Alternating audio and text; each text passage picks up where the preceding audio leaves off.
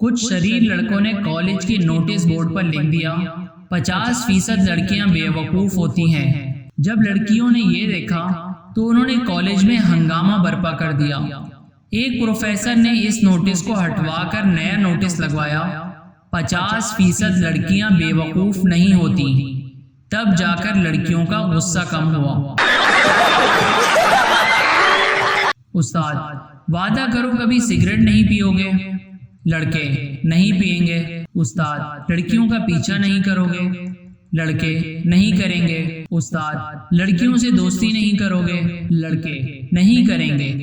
उस्ताद, और वतन पर जिंदगी कुर्बान करोगे। लड़के, कर देंगे सर जी ऐसी जिंदगी का, और करना भी क्या है। जब फैमिली के साथ बाहर जाने लगो तो दूसरे ममालिक में कहा जाता है कि चेक कर लो सब कुछ रख लिया, कुछ रह तो नहीं गया।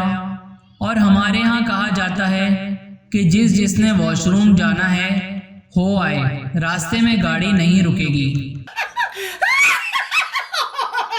Please subscribe our channel.